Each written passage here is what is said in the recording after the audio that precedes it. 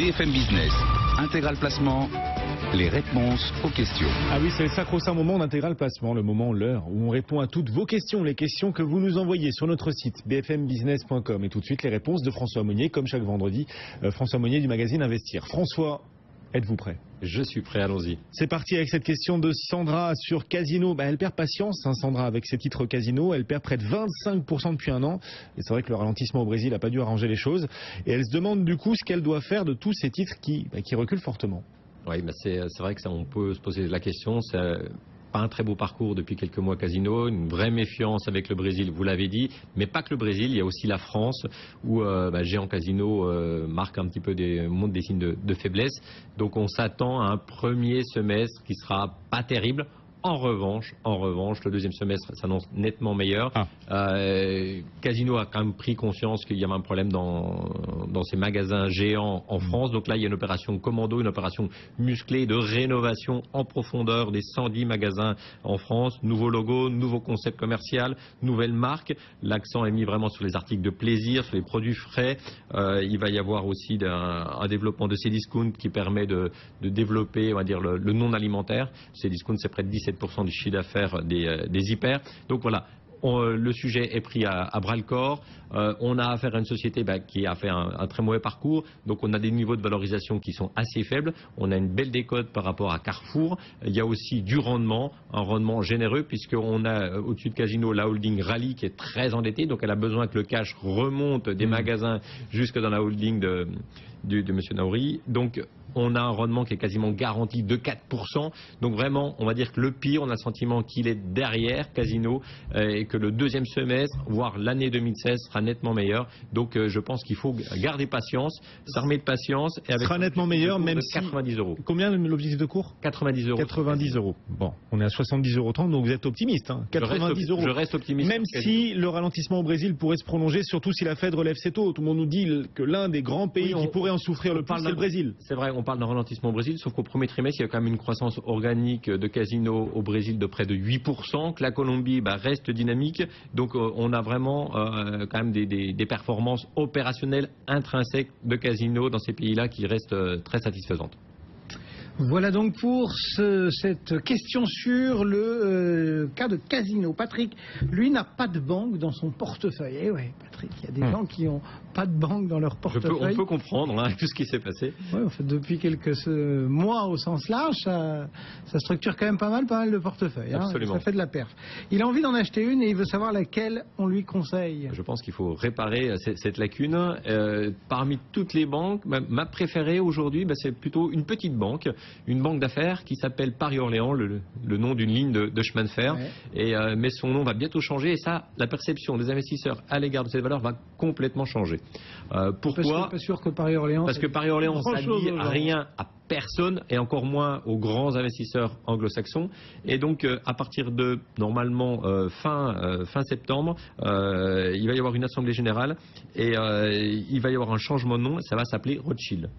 Et à partir du moment où ça s'appelle Rothschild, ça a une autre allure. Ah oui, tout de suite. Et là, on va plus parler d'une décote, parce que là, aujourd'hui, quand on regarde la valorisation de Paris-Orléans, il y a une décote monstrueuse par rapport à Lazard, la grande banque qui est cotée aux États-Unis. Et donc, la décote est vraiment très importante. Lazare, ça se paye à peu près, pour vous donner l'ordre d'idée, 10 fois les fonds propres, alors que Paris-Orléans, la petite Paris-Orléans, c'est seulement 1,6 fois les fonds propres. Ah oui. Donc l'écart est monstrueux, il ne va pas se corriger du jour au lendemain, mais à partir du moment où on va avoir un changement de nom, là, ça va vraiment quand même changer pas mal la donne. Donc ça, c'est vraiment l'effet, on va dire, booster sur ce dossier Paris-Orléans. Après, bien sûr, comme ça s'appelle Rothschild, on a affaire à une banque d'affaires. Et là, on est dans une tendance, dans un contexte où les opérations de fusion, acquisition, introduction se multiplient. Et là, la société, elle est quand même bien positionnée puisque elle faisait partie de l'opération Lafarge-Holcim. Elle a conseillé d'Entresangles. Elle est sur le dossier Alstom General Electric. Elle est ce matin sur Europcar qui fait ses premiers pas en bourse. Oui. Elle a participé à la mise en bourse. Donc vraiment, on a affaire à un acteur qui profite pleinement de cette opération de fusion, acquisition, introduction en bourse.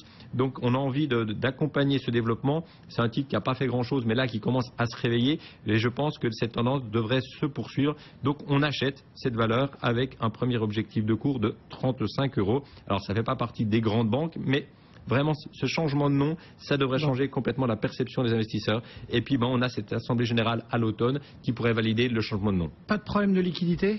Non, ça reste un titre très liquide. C'est au SRD, pour ceux qui connaissent un petit peu la structure de la cote parisienne. Donc c'est un titre très liquide et qui est de plus en plus liquide. Et puis justement, pour séduire ces nouveaux investisseurs, eh bien là, on a la direction de Paris-Orléans qui part en roadshow aux États-Unis justement la semaine prochaine. Et là, ils vont communiquer sur cette banque. Et bien sûr, il va y avoir une comparaison avec Lazard qui sera extrêmement favorable. 28,29 pour Paris-Orléans ce matin. On est en toute petite baisse de 0,04%. Voilà. Et l'Assemblée générale a lieu le 24 septembre qui devrait valider le changement de nom, mais il y a quand même un suspense parce qu'il y a un débat chez les Rothschild, on s'entend pas forcément, ça arrive, il y a des histoires de famille et donc on a un autre Rothschild qui s'appelle Edmond Rothschild, compagnie Edmond Rothschild, qui est géré par un cousin, Benjamin, et lui il n'est pas d'accord que son cousin David prenne le nom Rothschild et l'estampille et le cote en bourse. Donc il y a un débat, il y a un possibilité d'un dénouement, on va dire, en justice. Donc il y a quand même un peu de... Et donc 24 septembre l'AG, 24 septembre le jour du lancement de Patrimonia. Donc ça va sûrement animer aussi les allées de Patrimonia. Également. On va en parler. Cette question à présent de Jean, toujours sur notre site bfmbusiness.com. Alors Jean, il a l'air de s'intéresser à la météo. Il a repéré qu'une canicule était prévue la semaine prochaine en France. Et on vient de vérifier, 38 degrés prévus à Paris, plus de 40 degrés dans le sud-ouest pendant plusieurs jours. Bon, et alors du coup Jean, il s'interroge, il se demande s'il y a des moyens d'en profiter en bourse. Est-ce qu'on peut profiter en bourse d'un passage météo de canicule? C'est extrêmement difficile. Oui. Il faut être sincère. Il n'y a pas de vrai véhicule pour profiter vraiment d'une canicule. Ce qu'on sait, c'est qu'il y a vraiment des sociétés qui vont en souffrir si la canicule, par exemple, perdure, parce que c'est notamment les groupes d'énergie, les EDF, GDF, Suez, qui eux ont des barrages. Donc un barrage, ça fonctionne à coût fixe. Et donc si vous avez moins d'eau, parce qu'on rentre dans une période de stress. Alors après, ça reste bien sûr à confirmer. Je suis pas un spécialiste de la météo, mais s'il y a moins d'eau, les barrages ils fonctionnent moins. Alors en revanche, vous avez toujours des coûts fixes. Donc tout de suite, il y a un impact sur la rentabilité des grands, on va dire, acteurs du domaine de l'énergie qui ont des barrages. Après, si on veut jouer un petit peu cette tendance, mais encore c'est vraiment extrêmement minime, il faut acheter, on va dire, des sociétés comme Danone qui vendent l'eau avec des marques prestigieuses comme Evian, Badois, Volvic. Et donc, mais c'est pas pour cette raison qu'on va acheter du Danone. Ça peut donner un petit éclairage sur cette valeur qui fait de très bonnes performances dans le domaine de l'eau, mais ça suffit pas. Donc nous, on aime bien Danone. Pas pour cette raison de canicule et de la hausse des températures, mais pour d'autres raisons. D'abord, on a un objectif sur Danone d'achat à 72 €. Ça, c'est pour vous donner un peu une idée du potentiel. Canicule ou pas. Hein, canicule ou pas. Mais ce qu'on joue dans Danone, c'est trois choses. C'est qu'on a il y a 4 activités chez Danone, et donc 3 qui fonctionnent très bien. L'eau, on vient d'en parler, la nutrition médicale, la nutrition infantile, et puis on a une activité lait qui souffre, qui a fait une mauvaise année l'année dernière parce qu'on a une hausse des cours du lait de près de 10%, alors que la croissance, elle n'est pas forcément au rendez-vous. Mais on a le sentiment que la direction est en train justement de redresser tout ça, et donc il y a une petite recovery à jouer sur Danone, alors que le titre est quand même déjà relativement haut, mais il peut y avoir un coup de booster sur cette valeur avec le lait qui se redresse, et notamment on était quand même impressionné chez Investir du redressement de la branche eau. Donc si jamais vraiment les 4 voyants se mettaient à tomber dans le vert, eh bien là il peut y avoir un vrai regain d'intérêt pour le titre, mais là encore une fois la canicule c'est on va dire un épiphénomène. Bon, il y a un titre peut-être pour jouer ce genre de phénomène météo, c'est le titre Piscine des Joyaux qui est coté en bourse. Oui, mais l'impact c'est que si vous voulez l'installation de la piscine en si vous il paraît que ça compte, en juillet, un été chaud, ça donne des envies de piscine pour les années suivantes. Ça peut donner des envies, mais vous n'allez pas avoir votre piscine tout de suite. C'est sûr. Et il suffit que vous passiez commande et puis qu'il arrive l'hiver, vous abandonnez votre commande, donc c'est pas si simple. D'accord. Piscine des Joyaux quand même, pour info, qui gagne 14% depuis le début de l'année. Bon, Maud veut savoir quelle est la différence entre un fonds et un tracker. Alors la grande différence, c'est si on veut caricaturer, c'est qu'il y en a un, c'est une gestion passive. Le tracker, il est fait vraiment pour dupliquer les indices. Le fonds, c'est une gestion active. Les gérants sont là pour, on va dire, battre les indices. Donc on a affaire, on va dire, d'un côté, si on caricature encore, les trackers, ça va être des machines, de plus en plus des machines de calcul pour créer des produits, des ETF, donc là, on a affaire à des structures à faible coût, à faible frais de gestion. Donc vous avez des frais d'ordre de 0,5%. quand vous adressez, on va dire, à des êtres humains qui sont là pour battre des indices, eh bien, vous avez des frais qui sont, on va dire, de l'ordre de 1,5%, 2% à l'année, plus éventuellement des frais de souscription. Donc, vous avez un produit qui est un peu plus cher, mais qui est censé normalement battre les indices. Et là, vous avez des produits pas chers qui ne battent pas les indices. Donc, concrètement, conclusion de tout ça, le développement, on va dire, des machines, des trackers font que les gérants qui seront, on va dire, des performances moyennes, eh bien, ils vont disparaître de l'horizon d'ici quelques années. Voilà un petit peu la structure. Maud, donc pour votre question sur les fonds et trackers. Cette question présente Nathan qui nous écrit de Nancy et qui est un petit peu étonné parce que c'est vrai que vous êtes à l'achat sur Total, vous le répétez assez régulièrement et lui il est étonné parce que bon, acheter Total c'est bien mais les cours du pétrole restent assez bas et il se demande du coup si c'est vraiment cohérent d'acheter aujourd'hui Total alors que les cours du pétrole, bon, qui ont un peu rebondi en début d'année, ont cessé de progresser là depuis plusieurs semaines maintenant. C'est vrai qu'on est un petit peu contrariant et on est encore plus contrariant parce que maintenant Total est devenu une de nos valeurs favorites. Alors pourquoi? Eh bien parce qu'on estime quand même qu'il y a un vrai retard. Si on regarde le parcours de Total, depuis le début de l'année, ça fait à peine 9%, quand le CAC fait plus 18%. Et quand on regarde sur un horizon un peu plus lointain, sur un an, on a un Total qui fait du moins 12%, quand le CAC 40 fait du plus 14%. Donc on a vraiment affaire à une valeur qui est très en retard. Pourquoi? Eh bien c'est tout simple, c'est parce que les investisseurs se disent tout simplement les cours du pétrole sont en berne, donc Total souffre. C'est vrai qu'il souffre, mais on le voit quand même, il y a une vraie structure de coûts qui est plutôt bien gérée, il y a des vraies économies, et quand on regarde l'évolution des cours de l'or noir et les performances, on va dire, de bénéfices nets, eh bien on a un bénéfice qui baisse quasiment 2 fois moins que les cours de l'or noir. Donc on a affaire à une société qui est plutôt bien gérée, qui va continuer à être bien gérée, continuer à distribuer un dividende extrêmement important, généreux. Là on est aux alentours de 5,5%, donc c'est intéressant dans un univers où les taux sont extrêmement faibles. Et puis on a la partie raffinerie qui, elle, profite de ces cours de l'or noir qui sont plutôt faibles. Donc c'est vraiment une logique, on va dire, de contrariant et puis de logique aussi d'équilibre de son portefeuille. Dans un portefeuille, on est vraiment positionné sur les actions qui, elles, profitent, on va dire, de la reprise économique dans la zone euro, etc. Mais si jamais il y a un petit peu de tension, notamment je pense à la Grèce, des choses comme ça, Total, ça va être vraiment une action qui va, on va dire, prendre le risque et abaisser la volatilité de votre portefeuille. Et donc c'est vraiment un bon outil, un bon moyen, on va dire, d'équilibrer. Et donc pour toutes ces raisons, on achète Total avec un objectif de cours de 55 €.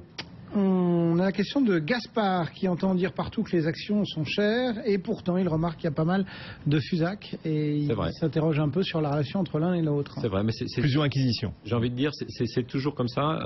Les entreprises achètent toujours, on va dire, des activités plutôt chères. Pourquoi? Mais quand on regarde un petit peu au cours des dernières années, qu'est-ce qui s'est passé? On a eu la crise de Lehman, la crise des dettes souveraines. Donc les entreprises étaient plutôt dans une logique de protection de bilan. On renforce le bilan, on fait vraiment des plans d'économie. Donc là, les plans d'économie ont été faits. Les bilans maintenant dans les entreprises du CAC 40, voire de tout le SRD, de tout le SBF 250, on a affaire quasiment qu'à des bilans solides. Maintenant, les marges, elles sont quasiment au plus haut. Je parle pour les entreprises cotées en bourse. Et maintenant, il faut de la croissance. Donc vous avez des marges très élevées et une croissance qui reste faible, même si on a des signaux positifs en zone euro. Mais vous avez vu, il y a un ralentissement dans les pays émergents. La reprise économique aux États-Unis, elle est là, mais ce n'est pas non plus incroyable. Donc les entreprises ont besoin de chiffre d'affaires supplémentaires pour continuer à délivrer, à proposer des marges élevées et continuer à améliorer leurs bénéfices. Et là, elles sont prêtes à payer même cher. Parce que, en fait, le dirigeant, lorsqu'il achète une entreprise, il achète aussi de la visibilité. Donc il ne va pas non plus prendre le risque d'acheter une entreprise avec, on va dire, faiblement valorisée, parce que si elle est faiblement valorisée, c'est peut-être aussi qu'il y a un loup. Et donc on ne veut pas prendre de risque. On achète déjà de la croissance et on sait qu'intégrer une autre entreprise, c'est quelque chose de difficile. Ça coûte cher, mais voilà. Donc on est dans des cycles et c'est, on va dire, quasiment tout le temps comme ça. Quand les PER du CAC 40 ou des autres indices montent, c'est là qu'on a le plus de fusion et d'acquisition. Et bien voilà. La réponse à votre question, Gaspard. Merci François d'être venu répondre aux questions de nos auditeurs, nos téléspectateurs, comme chaque semaine. Vous revenez la semaine prochaine? À la semaine prochaine. Avec grand plaisir. On parlera de Grèce probablement. On parlera de Grèce ou plus d'ailleurs. Ça va dépendre de ce qui se passe demain à l'Eurogroupe, évidemment.